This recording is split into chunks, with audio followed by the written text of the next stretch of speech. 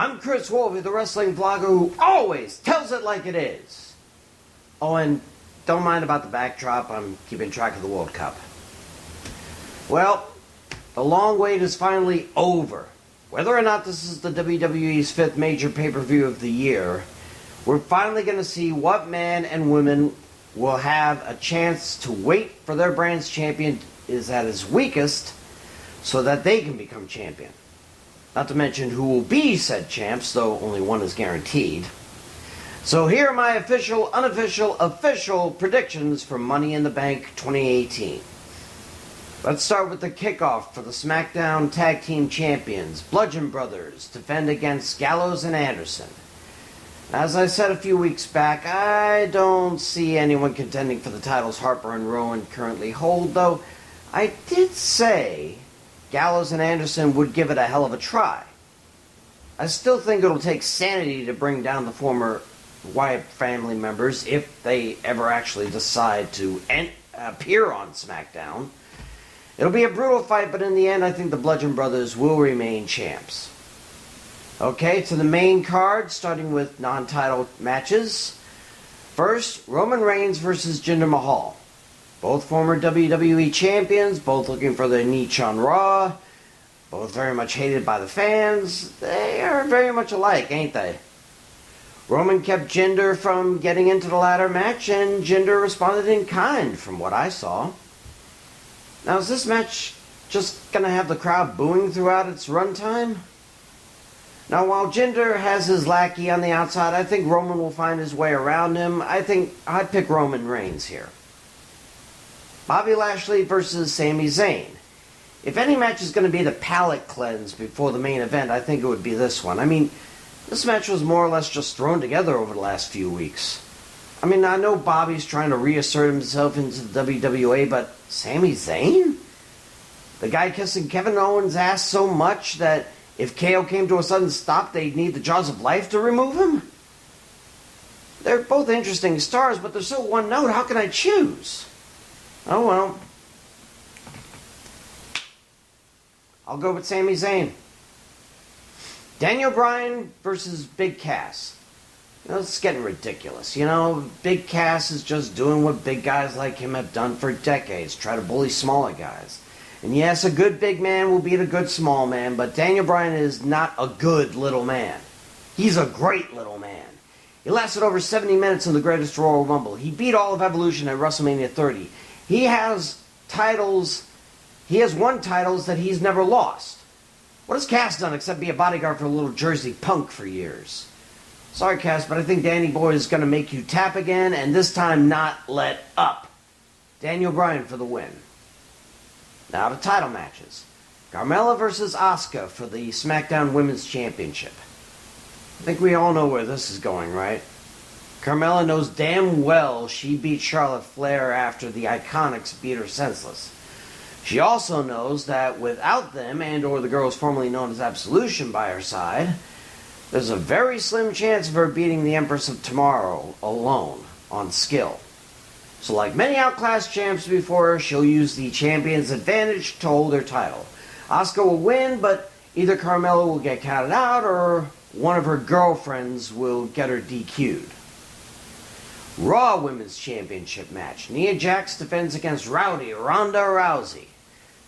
I'm starting to wonder if Nia doesn't regret ever challenging Ronda to this match. Is that why she seems to be doing a 180 and going back to being a bully instead of fighting against them? Look, I was so happy that Nia finally got the title she deserved, but if the only way to keep her relevant is to beat up jobbers to intimidate the so-called baddest woman on the planet, well, maybe they should have waited a little longer. Still, I can't see Ronda winning the title in her second match, so I pick Ronda Rousey. I pick Nia Jax. Intercontinental Championship. Seth Rollins defends against Elias. Let's get one thing straight. I really like Seth Rollins as IC champ. The fact that he could be the only male fighting champ on Raw is awesome. But if they want Elias to rise above being a honky-tonk man wannabe, they should really think about him being champ. Sure, Seth has experience up the wazoo, but I can honestly see Elias with the belt over his shoulder as he strums in the spotlight.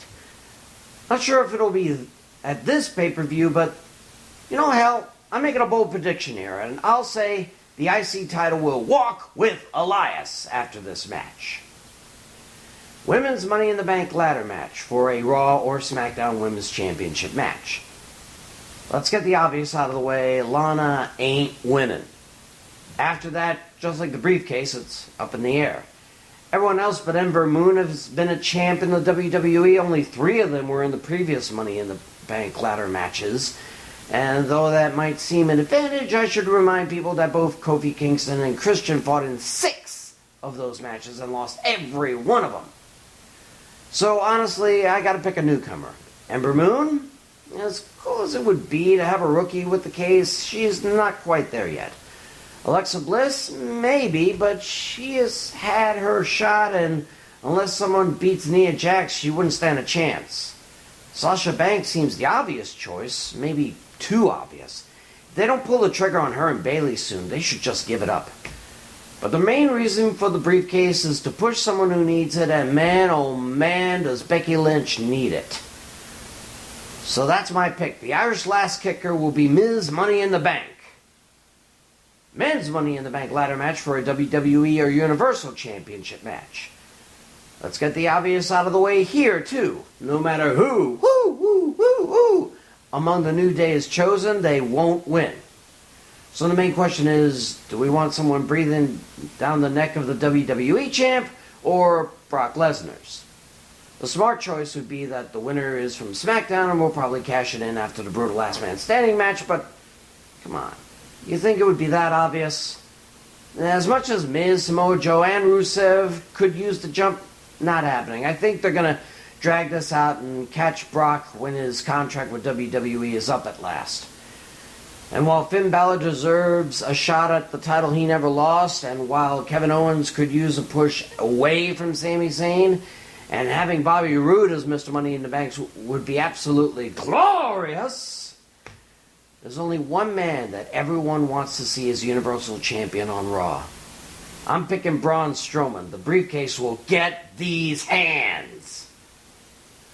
And finally, the last man standing match for the WWE Championship. AJ Styles against Shinsuke Nakamura for the 5th time. As enjoyable as this feud has been, it will be nice to see it end. So I wonder why the match is last man standing. At Backlash, they were both down for the 10 count, so unless Paige says it can't end that way, they could end in a third draw. It won't end that way, but it could. Anyway, as this is a no DQ match, Shinsuke is free to go low as often as he wants. Again, AJ, wear a cup unless you don't want to add another birthday tattoo. And I know AJ wants to keep it clean himself, but if he wants to hang on to that title, he's going to have to go to the same dark place Shinsuke went. He's going to have to fight strong style with strong style. In the end, though, I don't think it'll be enough. While the last person who requested last man standing for a title match lost, I think that the prediction I made long ago at WrestleMania will finally come to pass. The winner and new WWE champion, the con artist known as Shinsuke Nakamura. Those are my picks. Bank on me. I'm Chris Wolvie, the wrestling vlogger who always tells it like it is. See ya.